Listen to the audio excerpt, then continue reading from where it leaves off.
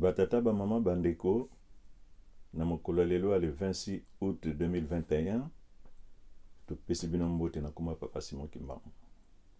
Na mokolo le 26 août 2001 bazalaka 26 bana ya papa misato, papa Gisolokele, papa Dialungana, papa Diangenda bazalaka 26 tango bakangaka likambo ndenge oyo lingomba ekotambola sima ya papa na biso bango tango bakotambusa lingomba ngo ekozala boye ezalaka le 26 août. Makambo bakangaka wana ezalaka ya malamu, c'est bon, kasi soki ezalaka ya bien te, soki ezalaki ya mawa ai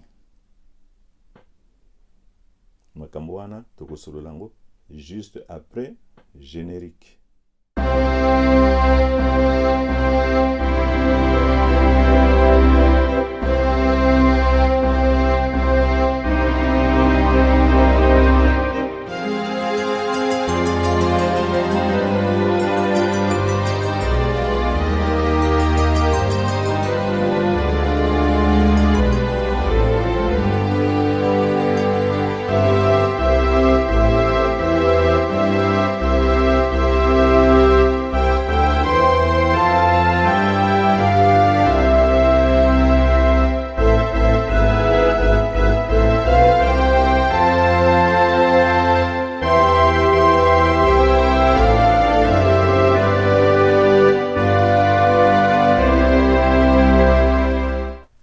Batata bilenge basi pe bilenge mibali ba bébé ya basi na ba bébé ya mibali na mokolo lelo ya le 26 août 2021 topesi bino mbote na kombo ya papa Simon Kimbangu. Ye mtazali tata na biso ya likolo pe tata na biso awa ya se nzambe na biso ye Simon Kimbangu ye nde topesi bino mbote. Na mokolo lelo tokosolola masolo ya mwa makasi ekosenga mitu ezala ya kokita pamba te soki mitu ebandi kochauffe bocomprendre makambo mosusu eboya te. Bozala bien posé, respirer malamu mpona tokoka koassimile masolo oyo tokosolola na mokolo lelo. Ekozala un tout petit peu différent mingi mpenza te parce que masolo na biso nyonso surtout cohérence nango ezalaka pareil. Elo ni tongo tosolola mokolo lelo bamama na batata ntango wana tolobi ntango wana totangi ete lingomba ya kimbangiste eza ya kokabwana, eza ya kopanzana. Mais il faut koyeba epanzani wapi, nani yango apanzi yango. Bamama na batata constat oyo ngai personnellement na sali oyo pe bate bele basali oyo bayebi na oyo balobaka na oyo balobaka te. Constat ezali nini? Problème wana oyo epanzi lingoma na mokolo lelo eza na bamboka misato. Mboka ya liboso ezali Angola, ya mibale ezali Congo, et puis ya misato ezali Zaire. Na lobi Zaire mpona totia différence entre ba Congo nyonso mibale. Na sens nini? Papa Diangena mutazali kosiyone mokili mobimba aza kotambola mokili mobimba mpona koloba maye oyo bana ya bato bakoko yoka mpona kochange ezali na bango mpona kotambosa mokili surtout à partir ya biso bato mwindo, à partir ya Afrique. Atamboli mokili mobimba mpona kopesa ba recommandation, ba révélation. Papa Diangenda na Angola, papa Diangenda alobi makambo bamboka nyonso tuna oyo nga na tangi papa aloba makambo oyo ezali clé, ezali fongola ya botambosi mokili oyo, fongola ya nzambe na kati ya mokili. Na Angola papa Diangenda alobaki nini? Bato baza kotunaka soki ye akufi nani ako remplacer mpona akamba musala oyo. E ye apesaki eyano boye na bato ya Angola. mwana oyo aponami, mwana oyo aza na elembo, mwana oyo akotambola ndenge tata nzambe akosepelaka, ye nde moto akoremplace mpona kokamba mosala oyo. Wana alobi yango na bato ya Angola. Même soko biso nyonso tu tokoyoka yango nsima, mais mokumba wana eza na bato ya Angola, moto bayebi yango parce que bango bazalaki wana, ayebisi yango epa na bango. Donc soki par exemple mokili mobimba il faut eyeba nani akoremplace na nsima ya Papa Diangenda, bato ya Angola moto bakoexplike yango. Omoni place likambo ezali deja. Soki makambo etamboli na ndenge wana te, tobanda deja kopesa ba mokumba ba responsabilité ya échec wana. Bato ya Angola baza deja na échec oyo ya bango. Pamba te na sima ya Papa Diangenda, mutu oyo aza kokamba esengeli azala mutu oyo batiaki elembo wana, oyo baponaki, oyo akotambola ndenge oyo tata nzambe akolingaka. Soki tolobi ke tobanda kende sikoyo tokomi na volet mosusu, tobanda koluka ba critère nyonso totia nani yango baponaki, tokoluka toyeba eponeli ezalaka ndenge nini. Donc kuna tozana no kuna te, tozali kopesa ba responsabilité na ba mboka misato wana, wapi mboka na mboka erreur place yango ezaleli, ou bien manquement place ezaleli mboka na mboka. Oyo ya Angola yango wana deja likambo ya Angola place mokumba na bango ezaleli eza wana. Sikoyo toleki na Congo Brazzaville, bato ya Congo baza lisusu na mokuma moko ya koleka, parce que na Congo à 2, 3, 4 reprises Papa Diangenda alakisi spiritualité na ye. Donc baye bakoko yeba soki spiritualité ya Papa Diangenda na bomoto na ye ndenge ya kozalaka, na ndenge ya monene na ye na molimo, bato bayebi yango ezali bato ya Congo. Bango nde moto bayebi yango. Bango ne moto fo ba expliquer epa ya mokili mobimba Papa Diangenda azalaka ndenge nini, azali nani na bonzambe na ye, na molimo na ye. Biso nyonso to bato tozali bato, mais na molimo toza na ba niveau na ba niveau. E niveau ya Papa Diangenda bato ya Congo moto bayebi yango, o bako ko expliquer yango, oyo esengelaki ba expliquer yango te. Yango no ya mene ke lelo mobulu oyo ezala pamba te bato ya Congo ba expliquer yango te. Likambo nini par exemple ezali 2, 3, 4, mais tozwa eloko moko ezalaka monene penza. Makambo esalamaka na cimetière tango Papa Diangenda na bambuta ya Lingomba na baninga mosusu kaka bazalaki wana, bakendaki na cimetière ya Papa Nsomi. Kuna alobaki makambo ebele, mais likambo moko alobaka ya monene oyo bana ya bato mingi batia yango kate ke papa amibimisaki place wana kuna na Congo. Alobi na bango alobi tango wana boye oyo nakolobaka na komba tata ya mwana pe ya Molimo Santo. Donc nakamati tata natie, nakamati mama natie, tata na mama c'est-à-dire papa Simo Kimbangu na mama Mwelo atie wana. Alobi nakamati mwasi na ngai na bana na ngai natie wana. Nakamati papa Kisolokele na libota na ye natie wana. Nakamati papa Dialungana na libota na ye natie wana. Allez, tolobi sikoyo allez tata lobi sikoyo makambo na bango oyo baza nango ya koloba na lero wana. Mais na tango wana tata nini wana oyo alobi ke na tango wana boyale topesi sikoyo tolobi allez tata wana sikoyo tata nini, parce que papa Simo Kimbangu iya satiaki ye wana na mama Mwilo satiaki ye wana. Donc na baye nyonso ya tangi bandeko na ye na mabota bango nyonso bazalaki wana, bongo balobi sikoyo yali tosenge pa ya tata. Voilà la spiritualité ya problème place batu bazangi koyeba makambo ezalaka ndenge nini, lisolo na tata ezalaka ndenge nini. E ye Papa Diangenda azali nani oyo aza kotiaka yozala awa yozala awa yozala awa. Banani nango aza kotia mwasi na ye, bana na ye, yaya na ye na libota na bango aza kotia wana.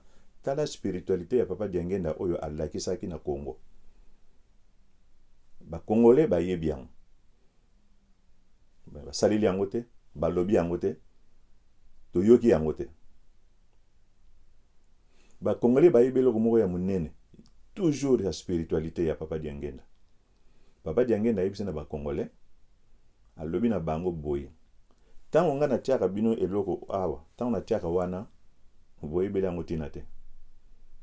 Kasi bisika nyonso oyo ozali ndenge na tielaka yo eloko wana.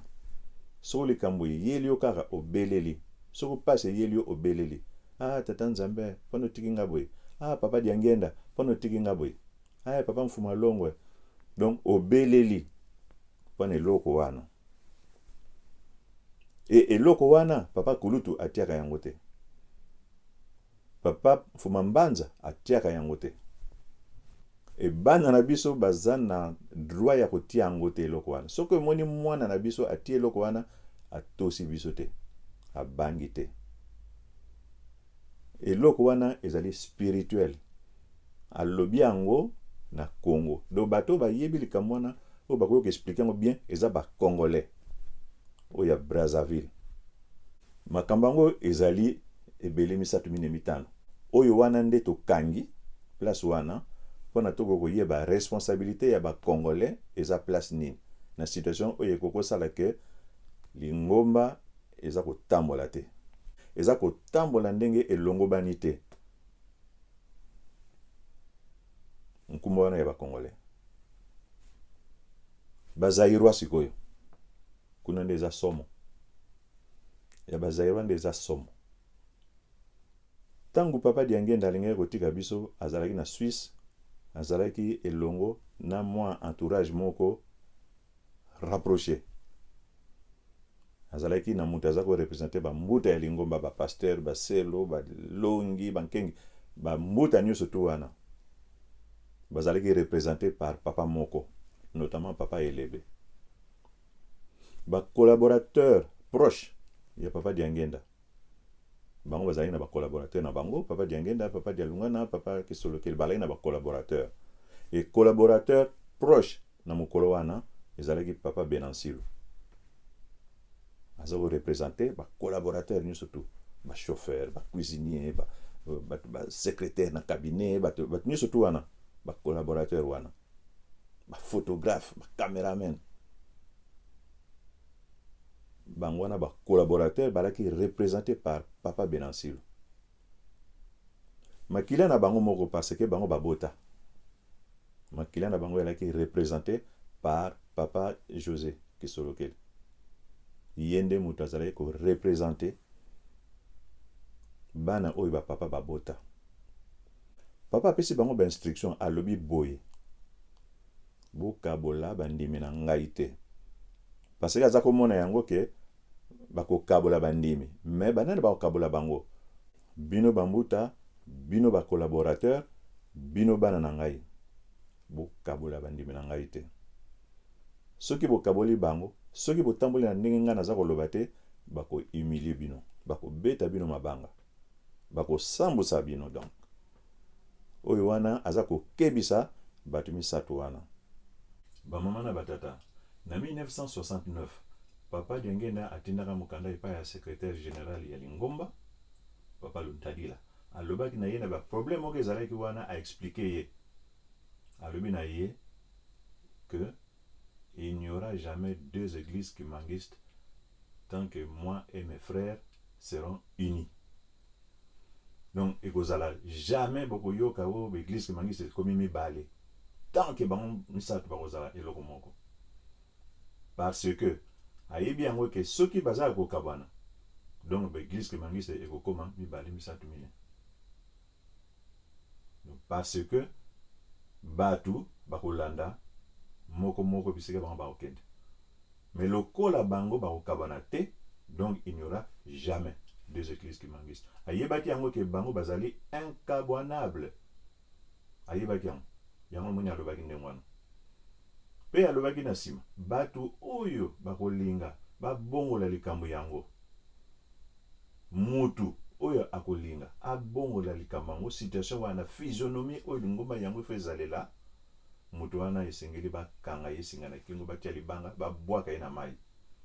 Bamama na batata toyoka nanu te ke Papa Diangenda alaka eloko moko ya mabe oyo koyeba na moto oyo akosala boye boye boye nayebi te soki baplace mosusu alobaka yango me nayoka na ngai te ke papa denge nalobi soki moto asali boye akokende na lifelo nayoka te afe ngai nayoka te me nayoka papa diangenda alobi ke bakokamata ye batie singa na kiungo bakamati libanga babwaki na mai mpona likambo wana oyo ye akoki kosala ya kokabola lingomba ya kopanza lingomba mangomba ekoma mibale misato wana alobi yango na mutu aza na Zaire donc kilo wana eza ya bazairwa c'est lingomba ikoki kokabana te aza komartele yango namonaka na bavideo moko biso tozalaki kuna te tozalaki na biso deja na poto aza koloba yango kuna na centre d'accueil tokabwana te mbala ebele aloba na ye likambo mais oyo ekotaka mingi mpenza na motu oyo tomonaka wana na eta na ye sante na ye ndenge yango ezalaki deja ozomona ke sante na ye ezali déclinante aza komartele tokabana te na Zaire lo wana eza mokumba soki lingomba omoni ekabwani donc wana bopesa kilo wana mingi na bazairwa parce que kuna nde aza kobeta basete abeti basete na Angola abeti basete moko ya spiritualité ya makasi mpenza ya somo na Congo aye kopesa sikoyo na bazairwa ndenge nini bino fo bozala na unité parce que unité yango nde moto ekosauve yango nde moto ekotenir lokola socle ekotenir lingomba oyo unité wana bamama batata le 26 baye oyo balobi tokotambosa likambo oyo le 26 bazali bango 26 donc ezalaki eloko moko ya facile ou bien ligne principale oyo yebanaki échec ekozala ou bien échec ekozala te ezali deja na maloba oyo bango babandi papa moko alobi tala programme oyo bapapa batikeli biso yango biso to mettre sur pied papa mosusu alobi ya solo bandeko na ngai batie ngai soki bino bolingi biso to réussir botia songi te na kati na biso parce que soki botie eloko moko ya ndenge wana biso toko réussir te donc wana yango loba bino bato boluki échec na biso parce que rien que kokabana na bango discordance na kati na bango ekosala ke il y aura des églises kimbangistes bamama na batata esalami bi esalami te si esalami bamama na batata toye komona ke likambo yango esalami bana bakabwani bato balaki 26 bakabwani 6 batikali kuna 20 bakeyi kuna kasi bango balobaki ete tozali mutu moko ndenge bapapa misato balaki mutu moko bapapa misato bayebaki ke bakokabana te parce que origine na bango bayebi yango na origine na bango na boye bakoki kokabana te rien que par l'origine na bango bakoki kokabana te mais le 26 wana bakabwani ça fait 20 ans baza bakabwana et bolinga te eza kokende tokoma na 22 ans 23 ans 24 ans 25 ans soki ekekaka boye ekende ngo kaka ndenge wana à moins que ye papa diangenda amonake bon maintenant atotie fin parce que alakaki yango ke mobulu wana oyo ekoya bango bakozala baarbitre babanotala biso lo mokolo oyo bakobeta piololo ke esili na ntango wana nde esili mais soki nano bango babeti mpe piololo te soki ezokende mpe kaka boye toza na 20 ans bakobakisa susu 10 mosusu à moins que bolobake non toyebisa papa abeta piololo mais alors il faut kosala eloko oyo kolakisa ke papa tolobi abetela biso piololo fo bosala likambo bosala eloko likambo nini oyo ekokosala ma place wana sikoyo parce que ezokende soki kokota basolution bamama na batata bilenge basi na bilenge mibali babebe ya basi na babebe ya mibali soki botali kokabwana ya lingomba elingi koloba nini ke mokonzi ya lingomba akozala epai na bandimi bongo mokonzi mosusu akozala epai na bandimi yango na ngolo bake bakabwani église kembangiste ezali église kembangiste siège nango ezalaka na nkamba oyo eyebani na Bazaïr siège ya église kembangiste ezalaka kuna e motambosi ya église kembangiste représentant ya église kembangiste azalaka na nkamba na ngonga moko bapapa dialunga na papa kisolokele na papa diangenda bakendaki na nkamba bavandi pendant 5 mois bavandi kuna 5 mois mpona kokanga makambo oyo lingomba ekotambusa oyo ndenge mokili ekotambusama selo bango basalaki 5 mois na nkamba na 1989 bamama na batata mokonzi oyo ya église kembangiste actuellement asalaki 5 mois na Kinshasa atiki nkamba aye na Kinshasa 5 mois avandi wana ba adepte bandimi ya église kembangiste baza kokende okutana na ye mikolo nyonso kobanda tongo ti pokwa mikolo nyonso pendant 5 mois aza kokutana na bandimi na ye baza kokutana na ye donc soki yo ozalaka na Kisasa oza kokutana te na mokonzi wana donc ozali na kati ya église kembangiste te parce que azalaki na Kisasa na Kasavubu okoki kozwa bus oye okoki koya na makolo okoki koya même soki okoki koya wana pendant 5 mois soki yo komaki place wana te pokutana na mokonzi na yo donc ozali na kati ya église kembangiste te donc faut tokende sikoyo na balogique ya basituation logique bon ye oyo aye wana aza kokutana na bandeko na ye lokola bandeko ya papa dialunga na oyo bazala na Kisasa bango mibale oyo balobaki bazali incabwanable bakendeki na nkamba na 1989 na début bakendeki na fin 88 na décembre bon bavandi kuna ti na mois de mai 89 bakendeki kuna baza kokutana na bandimi biso bamosusu totikala na biso na Kisasa mais tokende 2 fois toke tolandi bango kuna mpona tokutana bango topesa na mbote toke kuna mpe tozongi na biso bamosusu batikalaki kuna pendant 5 mois papa oyo azali kotambusa lelo église kembangiste papa Simon Kimbangu Kiangani asali 5 mois na Kinshasa na bandeko na ye bazalaki wana normalement ye na bandeko na ye bazali incabwanable sikoyo bandeko mosusu na kati ya 26 wana ndenge bango bazalaki normalement bango mpe bazali incabwanable les 26 parce que bazo représenter les 3 parce que bazali issus na 3 wana les incabwanables bango mpe baza issus donc bakokabana pete bango batikali kokutana te pendant les 5 mois bakutani te baza ya kokabwana bakopesa baraison non bamosusu bazali na Gombe ye aza na Kasavubu non bamosusu bazalaka na Mbinza bamosusu donc baza telema mosika bakoka te bon ye mpe ndenge aza wana moyen akutana na bandeko ne eza te parce bandeko ne baza mosika tata nzambe ndenge abongisaka makambo na ndenge na ye mokolo mosusu ye le représentant de l'église kembangiste ye makila ya Simon Kimbangu likambo esalemi kaka ke il faut akende okutana na président de la république azalaka penepene kaka ya ndako ya tata na ye penepene ya ndako oyo bandeko na ye bazali et les jours oyo aza koleka wana bandeko ne mpe baza place wana aza koleka wana boloba te aza koleka à 50 mètres non à peine awa ntango aza koleka bakamera mpe eza kokanga ye batelefone eza kokanga ye apesi mbote pendant 5 mois apesi kaka nde mbote moyen bakutana eza te pamba te baza ya kokabwana ye aza na église kembangiste bongo bamosusu kuna nde baza ya kokabwana bazali mpe na église kembangiste bamama na batata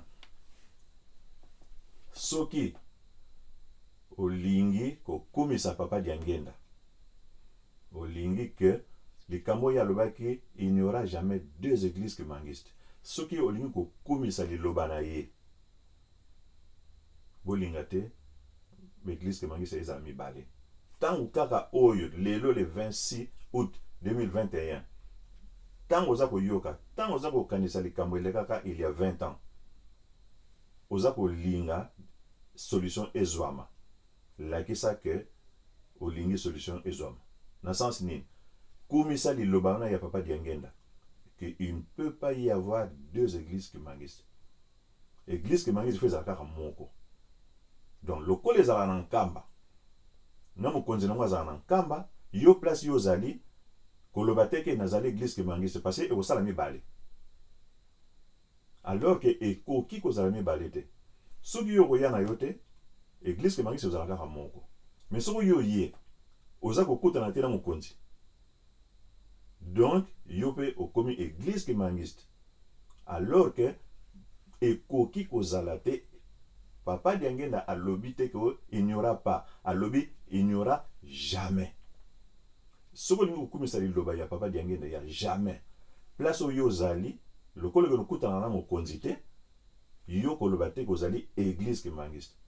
Okokutana na yo na batu bo solola. Bokokutana na bino bo solola masolo ya Simon Kimbangu. Problème ezate. Kasi koloba tende ezali église Kimangiste parce que église Kimangiste ezali institution. Ezana na motambusi, ezana ba secrétaire, ezana ba batande na ndenge bazana kati. Yango nde église. Donc soki olingi ko komisa papa, soki olingi ko komisa maloba na ye. Mokonzi azana centre d'accueil 5 mois. Yo ozana mokoto. Olobi ozali église Kimangiste. Mais non. Okomisi maloba ya papa te. Komisa papa, komisa maloba na ye, il ne peut pas y avoir deux églises Kimangiste. Donc ceux qui par exemple bozali à côté epai botika église Kimangiste yango ezala. Ti na mukoleko ya omona bato nyonso tu bakomemana bazongi sikoyo bavandi esika moko na kati ya église. Soit molimo santo oye kotaka na kati ya bana ya bato. Molimo santo oye dirija makambo nyonso tu. Molimo santo moto akokamata mangoma nyonso tu asangisa ngo bisika na ye. Akozela te ke o mangoma e reconnaître ye kuna bongo ba ya. Non, ye moto akotinda eloko na kati na bango et puis bango nde ba ye. Na tango na likambo nyonso ezongi esika moko. Lelo ndenge tozalaka boye bato balobaka baza ba chrétien. Ba catholique, ba protestant, ba salitiste, ba orthodoxe, bazalaka ba chrétien. Mais yo catholique vous êtes chrétien, bon ndenge vous êtes sika moko na protestant. Donc c'est là où il y a un problème. Les kamote mukolo mususu ko ya ba chrétien nyos ba bazali sika moko. Il n'y aura pas de catholiques, il n'y aura pas de protestants, ni de salitistes, et moins encore des orthodoxes. Na mikolo ko ya, même si oya kana ressemble à une église Kimangiste, bisika nyos tu yozali, mais na mutu na yo, na mulimo na yo oyebike ozaki Kimangiste, mikolo ko ya bokosanga na esika moko bozala ba Kimangiste. Mais lelo lokola tozolo baboye bokoki kozala te ke Kimangiste, église Kimangiste eza na nkamba. Bongo bino place bino bozali na Gombe, na Mokoto, na Mbandaka, na Mbinza, na Braza kuna, na Pointe Noire, na Poto, na bisika nyonso bino bozali, bolobi tozali église Kimangiste, alors que boza na rapport moko te na mokonzi ya église Kimangiste. Mais suivez la logique. Bosali l'église Kimangiste mibale. Ekoki kozala te. Parce que makambo o église Kimangiste bosala il faut ezala kaka moko. Bayo bazali kuna na 3 na nkamba, puisque bobenga yango ba 3. Bobenga yango ba 26 na ba 3. Soki eloko moko il faut salama. Il kambango bozana ngo na place wana te. Bokosala eloko moko te. Bokosala eloko moko te. Toujours na logique. Bosenga na tata nzambe, tokosenga na tata nzambe, apesa bino, afongola bino mayele ya koyeba ete bokoka kosala eloko te soki mokonzi ya likambo wana aza na bino te. Mokonzi ya likambo wana soko aza na bino te bokosala eloko moko te. Mais mokonzi ya likambo yango ezali nani? Ezali Papa Diangenda. Papa Diangenda akoloba na mutu oyo ye atie wana apesaka sango epai ya bato. Tango wana boye bakotia mutu bakotiaka ye na baye oyo baza na ye te ke biso toponi yo. ndenge oyo esalamaka le 26 août 2001. Non, ça ne se passe pas comme ça. Non, ezalaka ndenge wana te. Bozala mwa baréférence ezali ya tata nzambe ndenge nini ye aponelaka. Toyebi ndenge baponelaka David mpona atambusa bana Israel.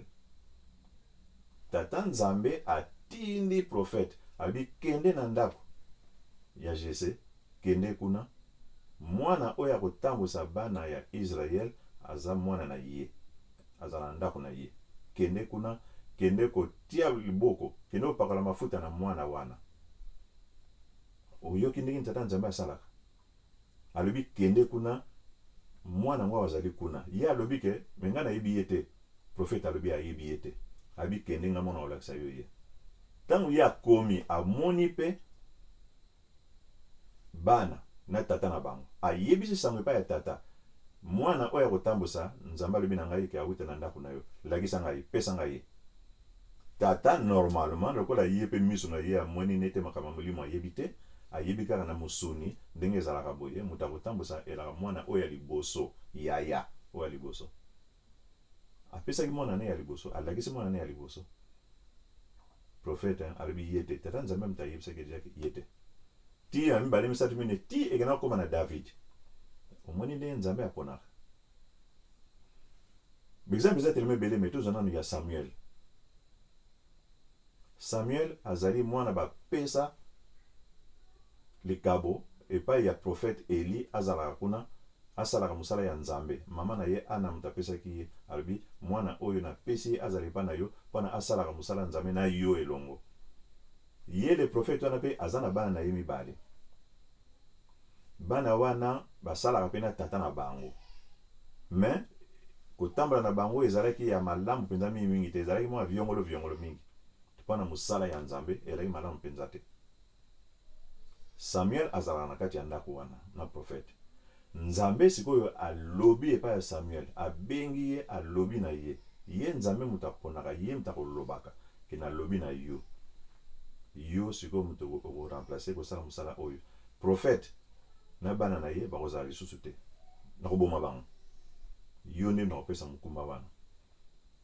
Samuel abangi parce que ye na ndenge oyo akolela. Donc kanisa ndenge amonelaka image ya prophète. Ndenge abokola ye, ndenge akolela monene na ye, ndenge ayebeli yango. Kanisa sikoyo boye ayoka nzambe aloba na ye ke akolongwa yo nde moto kosala. Nzambe alobaki na ye. Tango aza koloba na ye, prophète Eli aza koyoka ke baza koloba na Samuel.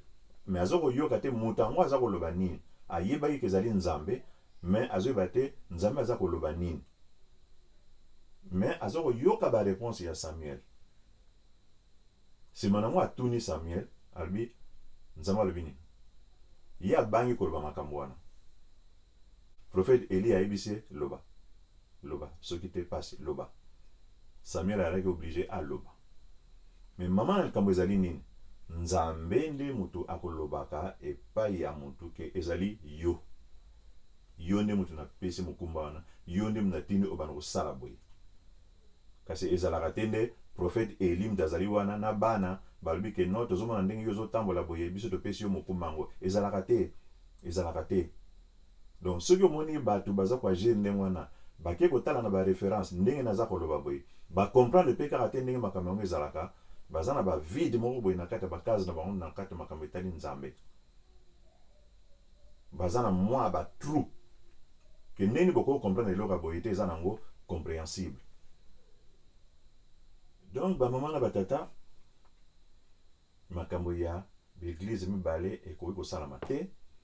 Makambo ya boponami ya motu mpona atambusa ndenge nango ezali ba collaborateur ba pasteur na bana soki bovandi esika moko boyebi bonzambe soki boyebi koyekola likambo ya nzambe soki boyebi koyoka likambo ya nzambe boko comprendre que makambo oyo bosalaka le 26 oyo esalamaka wana makila bakei basololi kuna bango na bango babimi balobi epai ya population pasteur, mbuta, diacre, bango nyonso to bavandi wana maboko ya kokangama. Collaborateur, chauffeur, mécano, cuisinier, photographe, journaliste, bango nyonso to collaborateur ya papa bavandi wana bayebi eloko moko te to bayebi baboyila bango koloba makambo ebebi. Pamba te Samuel azali wana mutu oyo balobaki babengaki balobi yo mutu kosala yango babengaki ye. Samuel azali ayebi ayokaki bapesa ye likambo yango ayebi yango. Mutu oyo ayebi ke soko na tie eloko oyo place wana bo soko babengi likambo yango ekosalama mutu yango ayebi.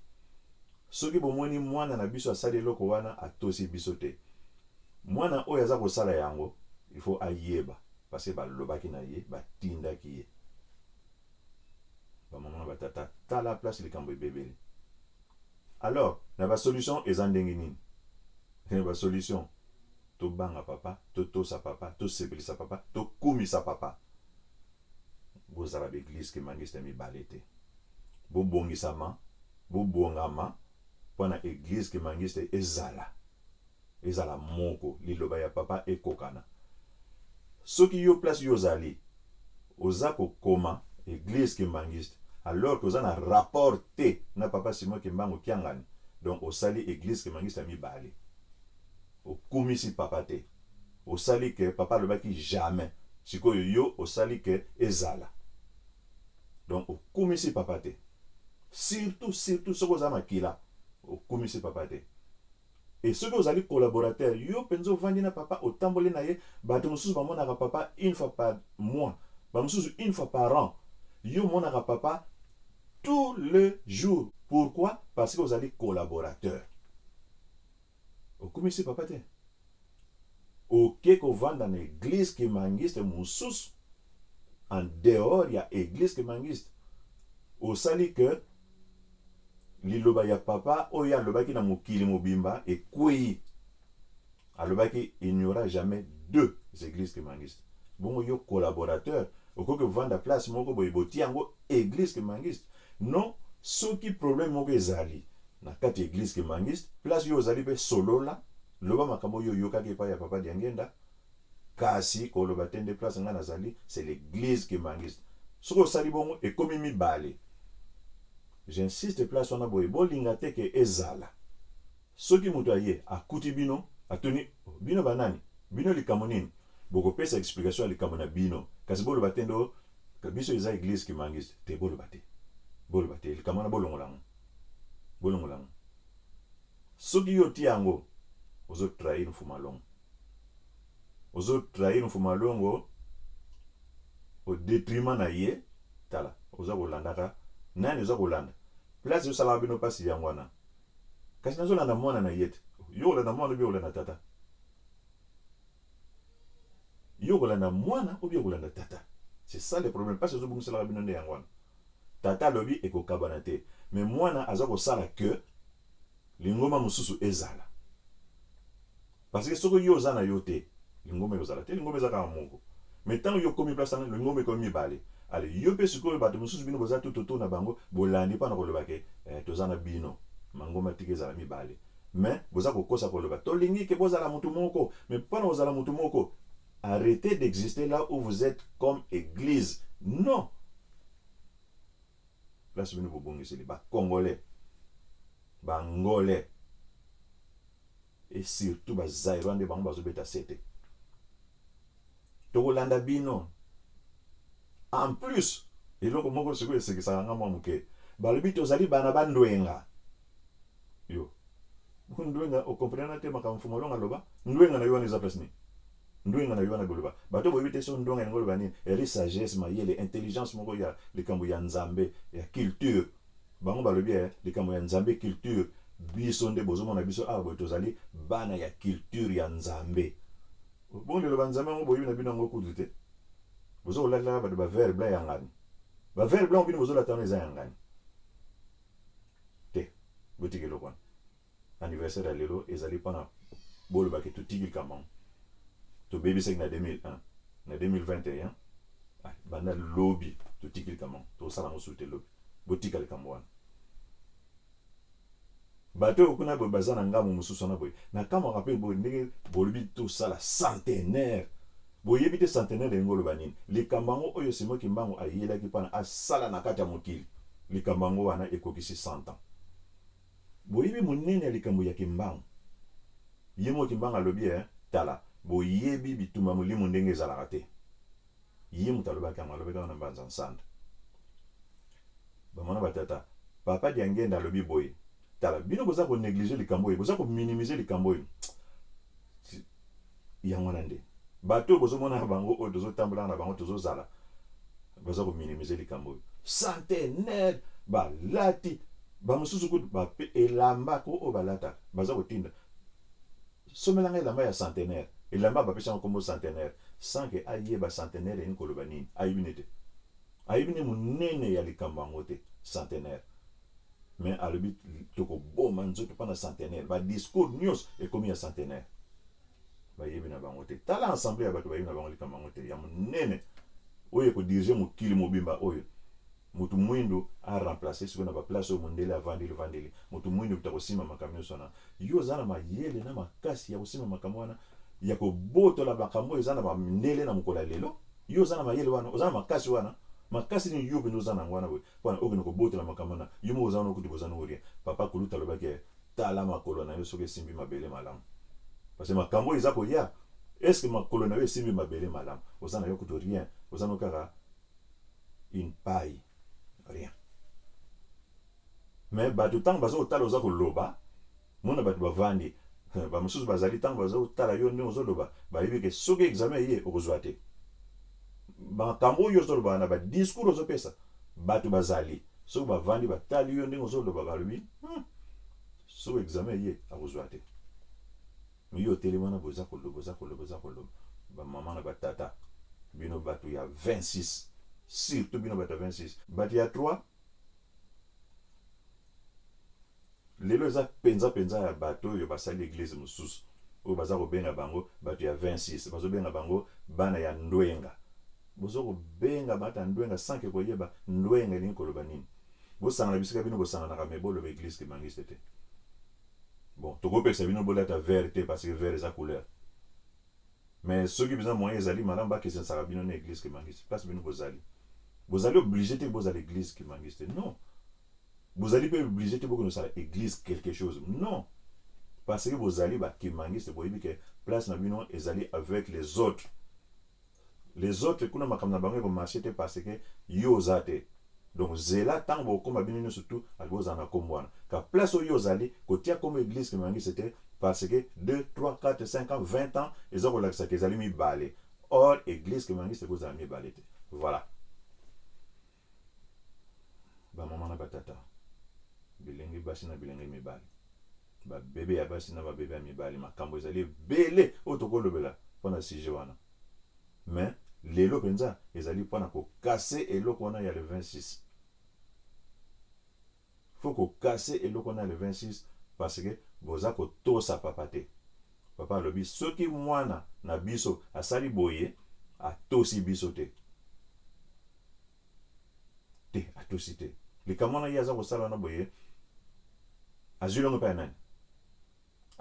ya nani ntango wana aza kokamba bino eske azwi ndingisa epai na ngai pamba te papa Diangenda likambo nyonso tu ye aza kosala il faut azwa ndingisa epai ya tata na ye pamba te ye nde moto aza kokamba église donc soki yo kokamba donc faut ozwaka mitindo mokolo nyonso lundi mardi mercredi jeudi vendredi samedi dimanche mokolo nyonso tu il faut bokutanaka na ye apesaka yo programme bokutanaka apesaka programme est-ce que bokutanaka apesaka yo programme soki te vandako nini boza komema bato boza komisa bato bazoba moko boye un général aza komemaka troupe azomema bango bisika moko esengeli te bazoba mpe baza kolandaka atolandaka général boza koforme kaka lisanga moko ya bazoba na bazoba bakomi kokóma na bagrade zoba numéro 1 zoba numéro 2 zoba numéro 3 ali bakomi tala cumul ya bazoba pamba te général aza komema bango azani rien ayibini likambango te bamama na batata bilenge basi na bilenge mibali babebe ya basi na babebe ya mibali mpona mokolo malelo tosukisili place wana boanile likambo wana boya 26 wana boanile yango bosala sursaut mpona korespecte likambo ya papa diangenda alakisaki bino moto ya koyengana moto akosala likambo yango alakisaki atangaki kombo alobaki te nde oyo ezali papa kisoke moto akoremplace te alobaki te nde oyo papa dialungana moto akoremplace ye te atangi so kombo mosusu wa basoleli atangi so kombo mosusu balondaki yo ntango wana papa diangenda azali lisusu te akei na mosuni atiki papa dialungana me bokende kotuna papa dialungana me moto oyo papa diangenda alobaki ezali ndenge nini ekozala koma non bino te bokamati bolobi ke soki oyo papa dialungana akomi mfuma longo botika makambo wana 20 ans ekoki génération moko esili bagénération elaka tous les 20 ans 20 40 60 80 100 génération moko elongwe botika makambo wana bokumisa liloba ya papa tosuki wana topesi bino mbote na kombo ya papa c'est moi qui mbango nzambe na biso ya likolo mpe nzambe na biso ya se botika na malamu